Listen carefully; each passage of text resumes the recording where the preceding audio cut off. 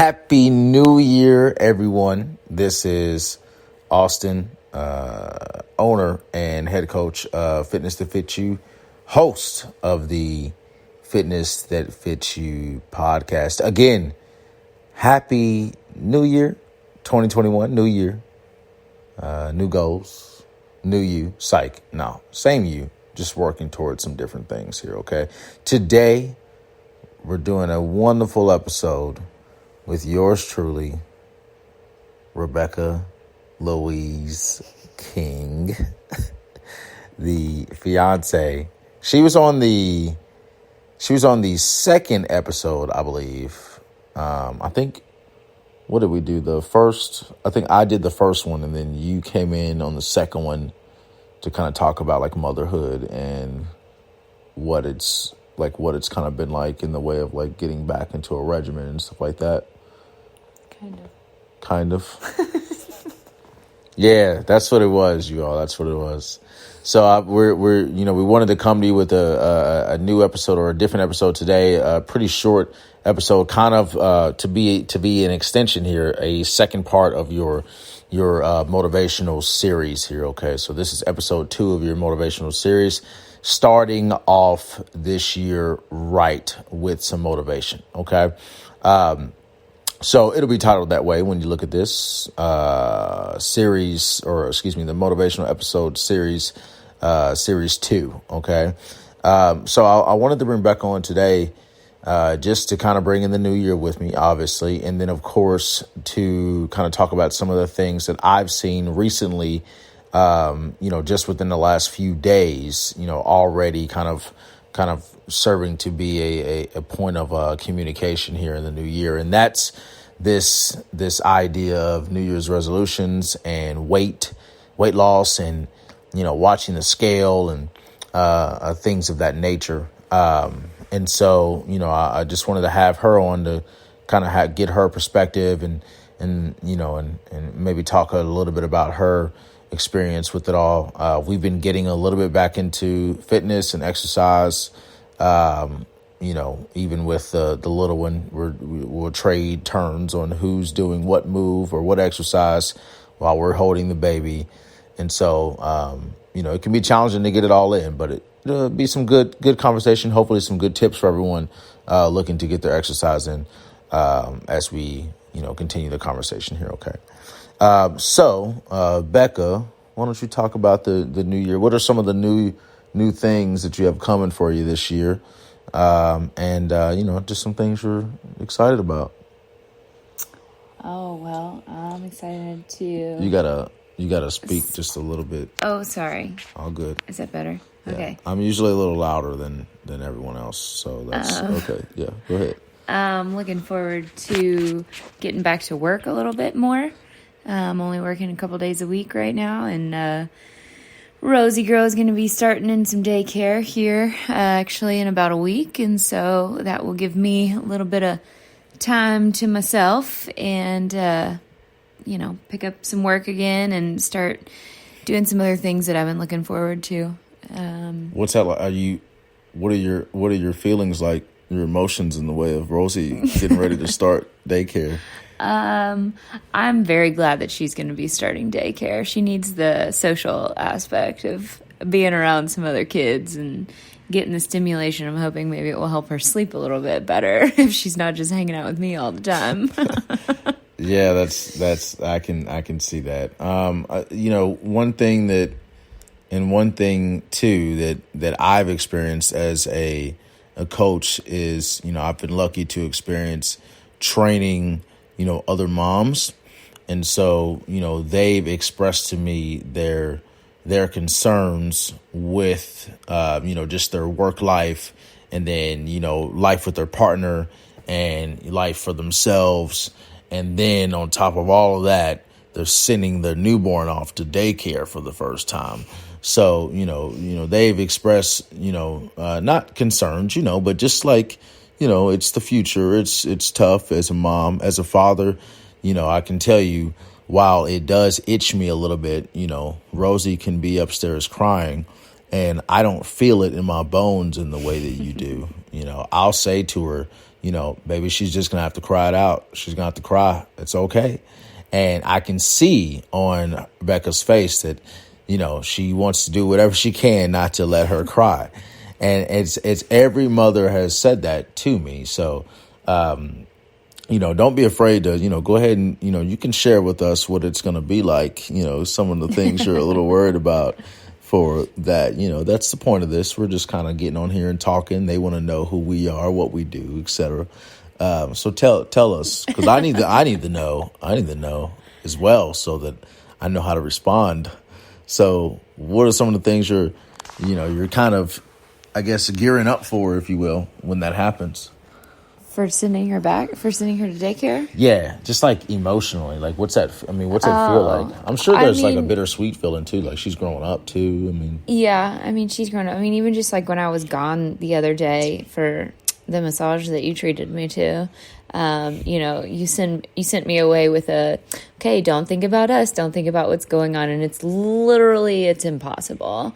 Like, there's literally no way to separate yourself from this tiny human that is literally a part of every. It's just a part. She's a part of me, and it's literally like it is a visceral feeling. Doing those big milestones with them and like dropping them off, especially it's different when you leave them with your folks or your parents or whatever for childcare, but. Sending them off to daycare with a stranger, however nice they are, it's just, it's like, it's like they say, wearing your heart on your sleeve and putting them into the world and knowing that it's what they need to do and it's best for them. But it is visceral. You feel it in your bones. Yeah. I don't necessarily, I don't feel that as much, but I'm looking forward to it for different reasons, just because I know that you'll kind of have some time back to yourself. That's kind of what I am seeing. Like, I know she'll be all right, and you'll know she'll be all right. But I'm more so thinking to myself that you'll have this time back for you, and can maybe start discovering some of those steps, some of that process, that it kind of takes for you to start, getting back into that, individualism, is that the word I'm looking for? Yeah. But, and I only say that, like I said, most moms are telling me that, that they don't really start to discover themselves until the kids are teenagers or they're out of the house and all this other stuff. So we have obviously a long way before that happens, but, cool. And it's something that's really, really brave, obviously, for any mom that takes that on willingly and happily, of course, because that's their child.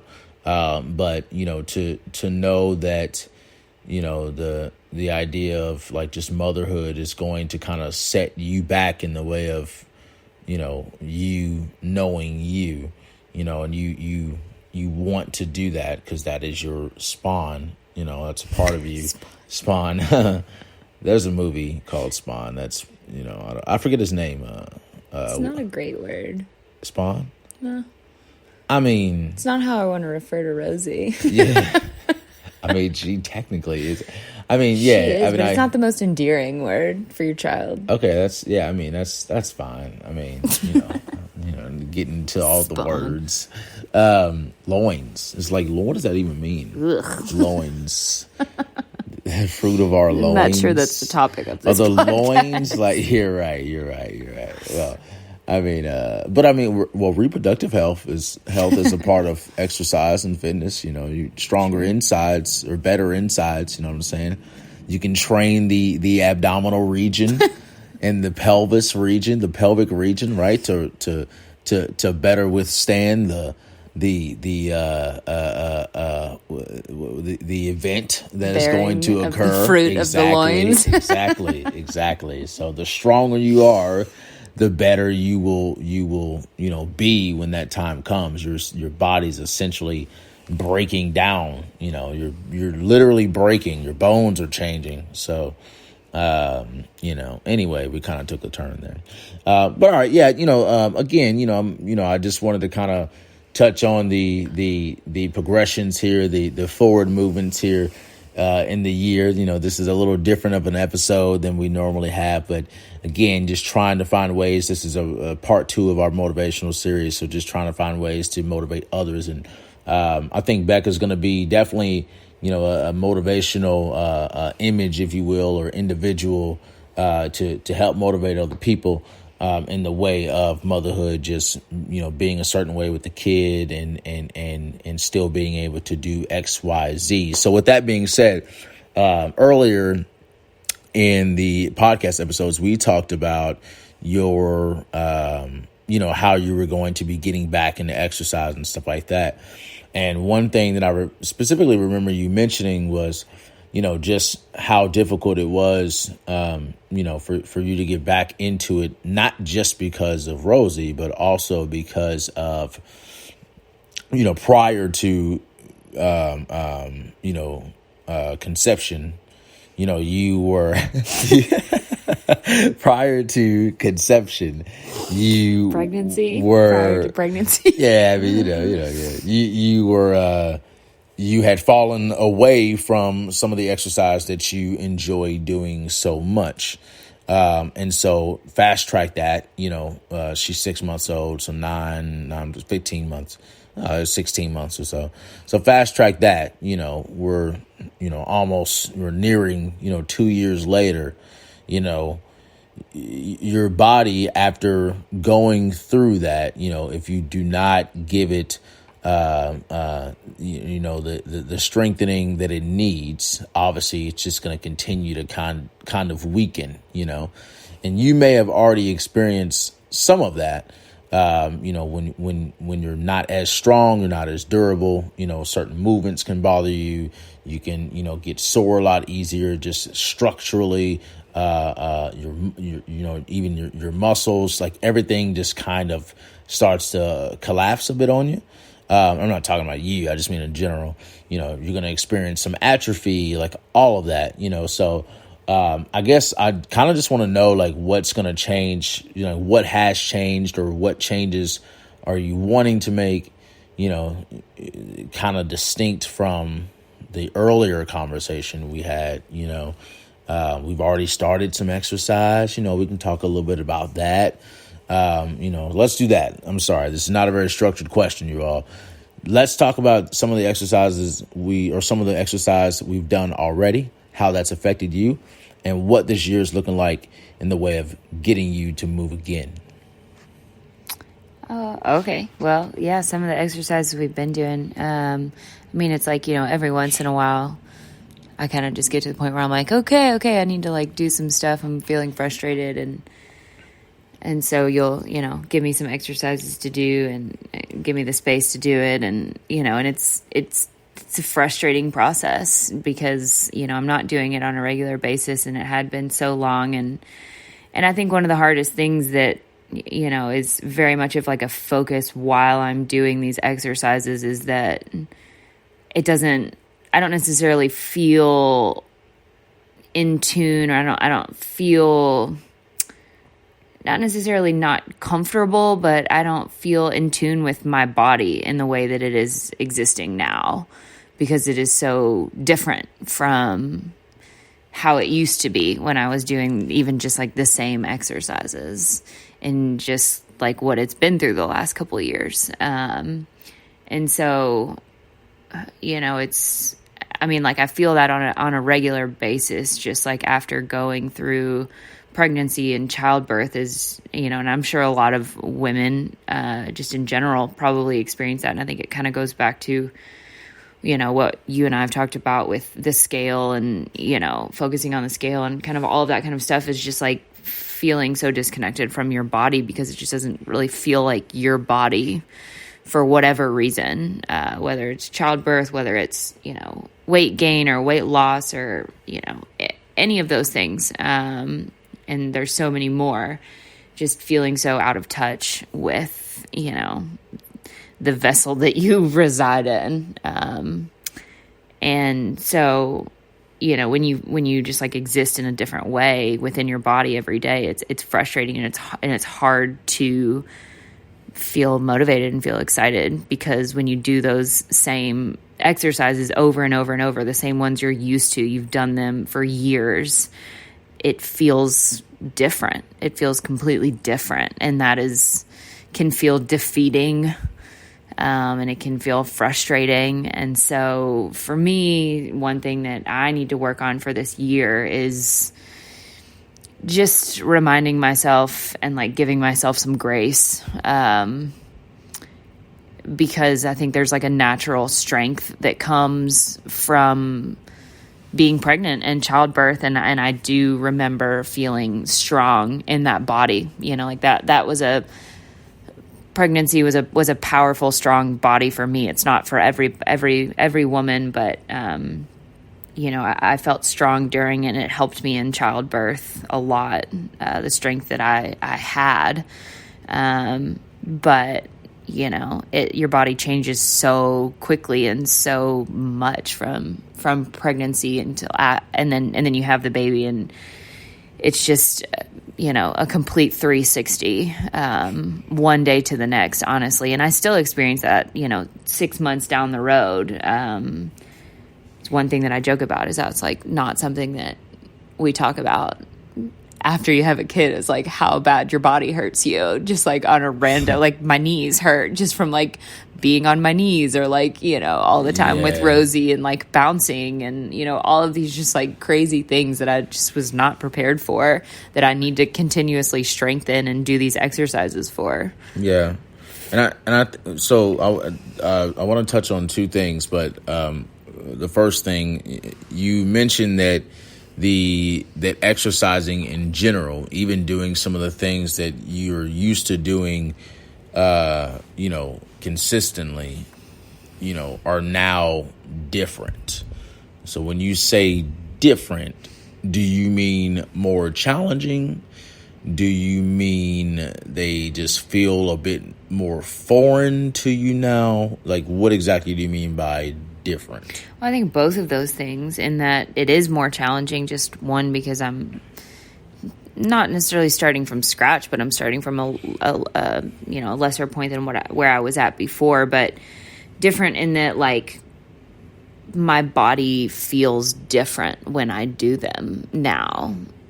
And it's just not something that I recognize, like it'll like it will feel challenging in one part of my body that it never did for whatever reason, or I'll be like balance will be different in one part of my body over the other, or I'll be loose in one part of my body that I was never, or flexibility wise, or, whatever, it's just like literally this is a new body that I'm experiencing.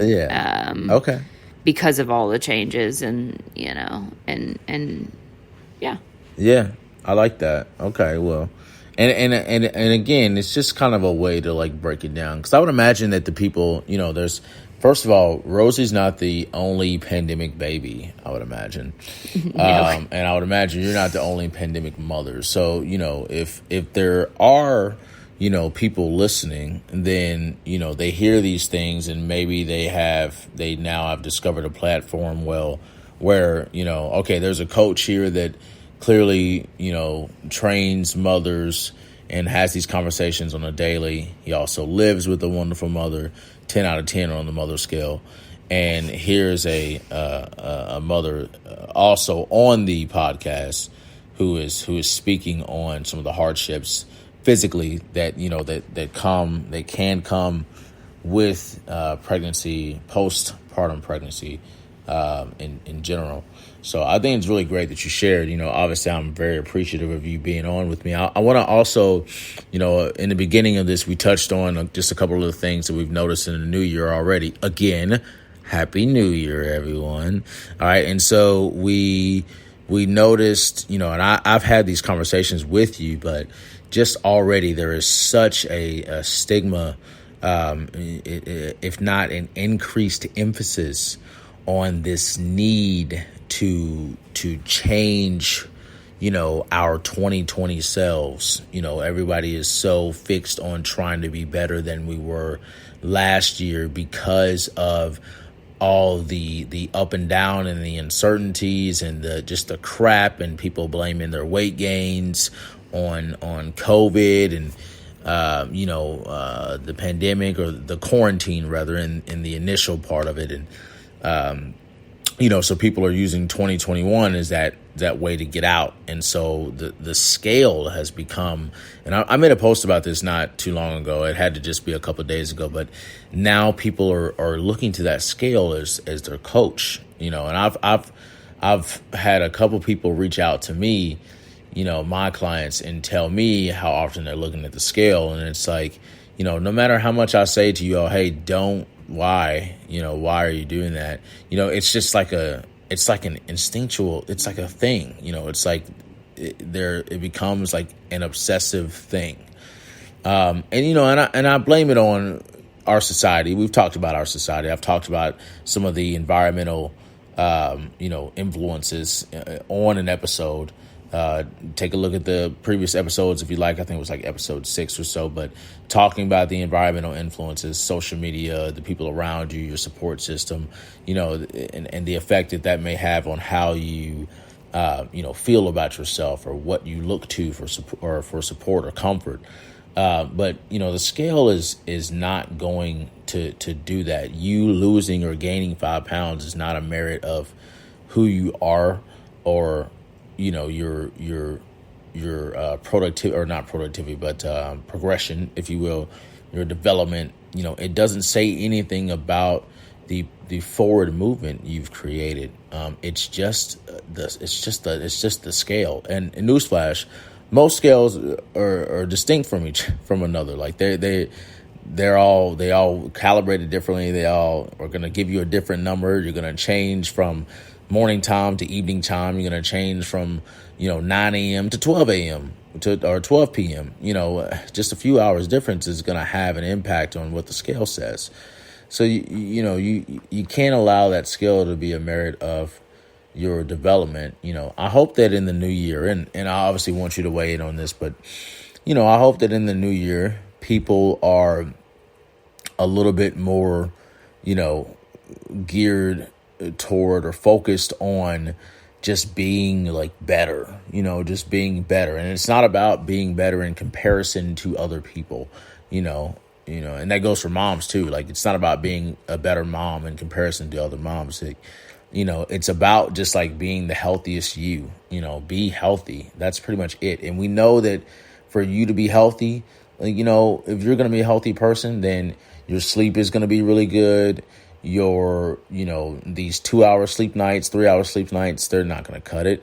Unless, of course, you are a mom, then maybe that will happen pretty often. But, those 2-hour sleep nights are not going to cut it. These 5 or 6 nights a week of eating, just terrible foods, that's not going to cut it. Drinking alcohol every day, that's not going to cut it. Never exercising, that's not going to cut it, right? Those things don't yield a healthy lifestyle. What yields a healthy lifestyle is meal prepping, sleeping, exercising, eating quality foods, all of these things. And that, when you can be healthier, then it ultimately will yield the results that you want. It may not happen in 2 days, but if you can create a sustainable method, of just taking care of yourself, that weight's going to come off. Okay. Your body's going to change. These things will happen, but I think people just want it now, and so, they think that if they can just pay attention to that scale, if that their weight's going down, that means there's change being made, and yes, there is change being made, but are you making, lifestyle changes? Are you making long-lasting changes? If you're only worried about the scale and not actually changing your life, because you're not going to be able to look at that scale forever. At least I hope you're not. That is depressing. You know what I'm saying? That's my biggest thing that I've kind of noticed in the new year.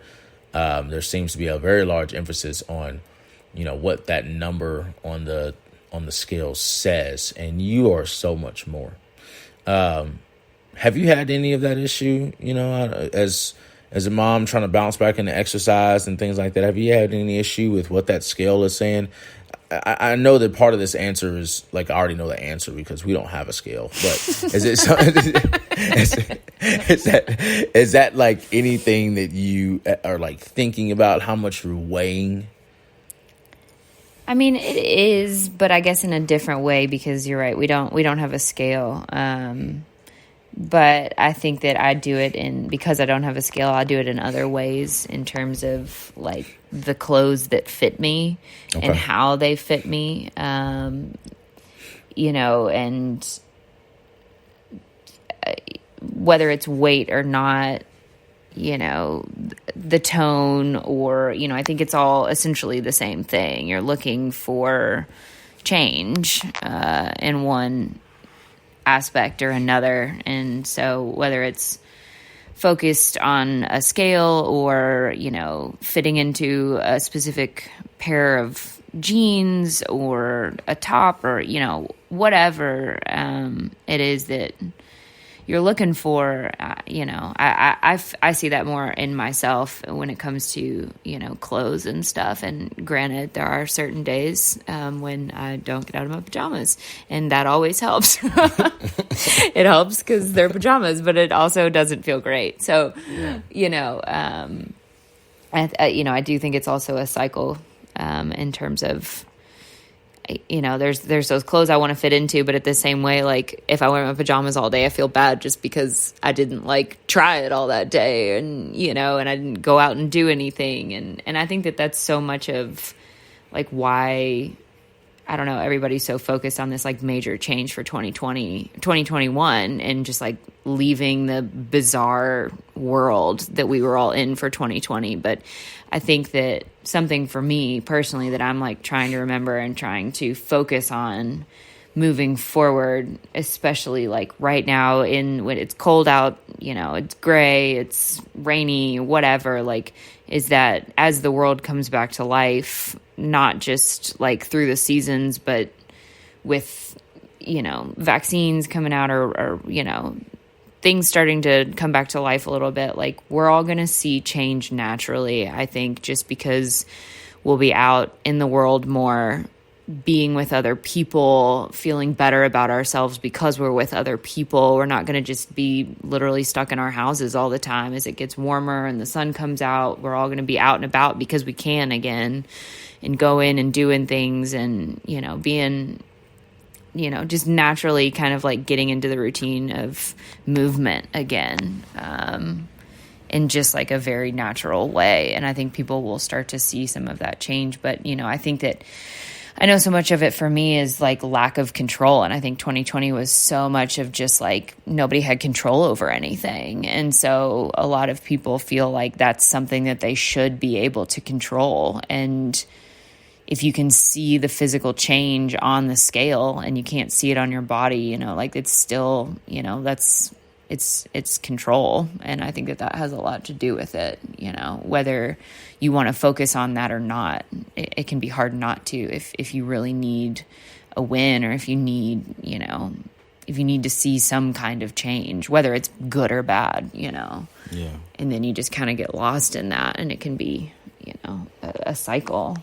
Okay. So, see, I mean, this is good, right? Because that's perspective, you know, like as you know, considering the type of coach I am and just the type of, you know, fitness enthusiast that I am, this scale hasn't necessarily ever been like a worry of mine, if you will. And my weight has changed over the years. Not in a very dramatic way, but it has changed. I think I was like 175 for like 7 years. And then like literally at 175 for 7 years. And I think once the world kind of stopped and we moved a lot less, I went up 10 pounds, and now I've just been that 10 pounds. But obviously my weight looks a lot different than others would. But the point I'm getting is that, you know, that's perspective. I appreciate you sharing that I wouldn't have necessarily, you know, I wouldn't have looked at it that way. You're right. Like there's just that need, that mode of control, right? Something that, you know, you feel like you can't control. And even if nothing else is changing, if that scale is changing, it feels like he got something back, right?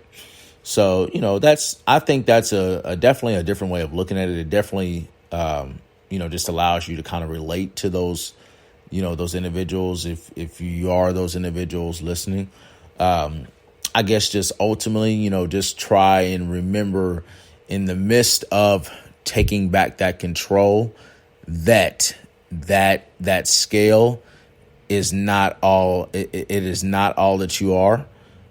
You are so much more than that, and I guess you're never really going to be able to control anything, in life. You kind of, I don't know. Maybe that got a little too deep. I don't know. Anyway, it's the new year. Maybe it's okay to be deep. It's okay to get deep. It's okay to get deep, y'all. It's okay to get deep. All right, so as far as the 2020, I guess I didn't really have anything else. 2021 rather. I didn't have anything else. I've got some new plans for the biz, for the Fitness to Fit You coming out. I'm going to be on a couple of other podcasts this year, which will be pretty cool. Talking with some friends, learning with some friends. Maybe you're going to be starting back up at school in August, right?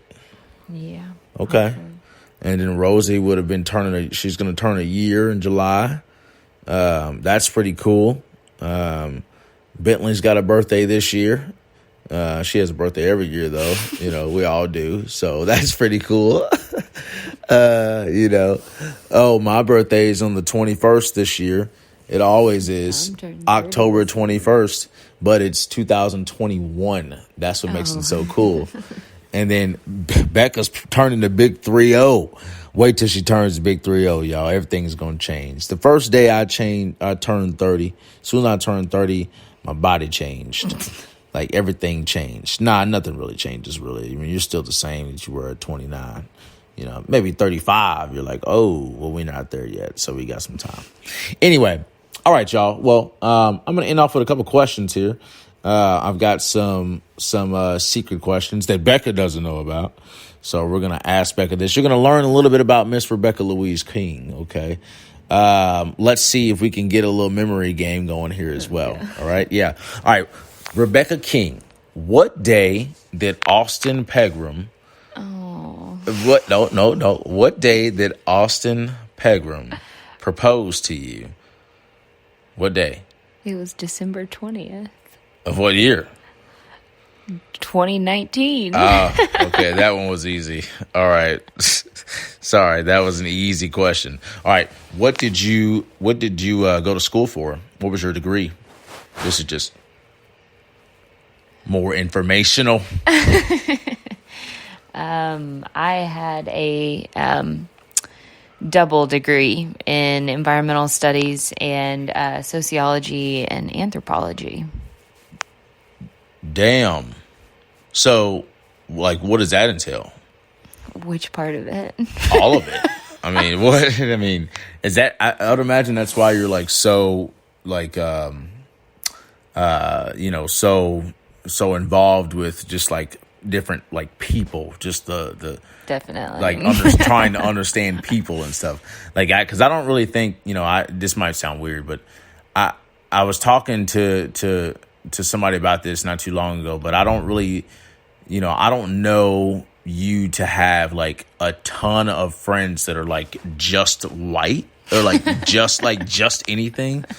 You've got friends all over the place. They're black friends, white friends, gay friends, I don't know, out of country friends, foreign friends, musical friends. You don't have just mainstream friends. There's those people out there that are just vanilla and they just have vanilla friends because they're vanilla, and you've just got everybody. And I would imagine that's either that is an extension of your degree, or that was already in you and your degree just kind of fed into that. I think it's probably a little bit of both. I'm fascinated by people and society. And Cool beans. Okay. One word. What's it like to be a mom? That's hard. I know. That's why I asked you. One word, huh? One word.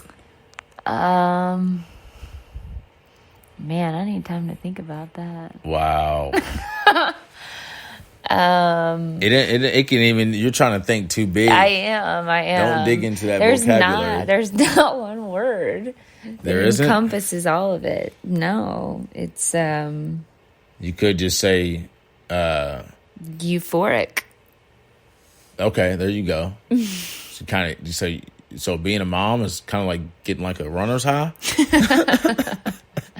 Pretty much have to exist in that plane since you're so tired all the time. Okay, yeah, cool. No, I just mean just all the emotions that come with it. Yeah. It is every emotion. Well, that's on an everyday basis. You could have just said emotional then. That's one word.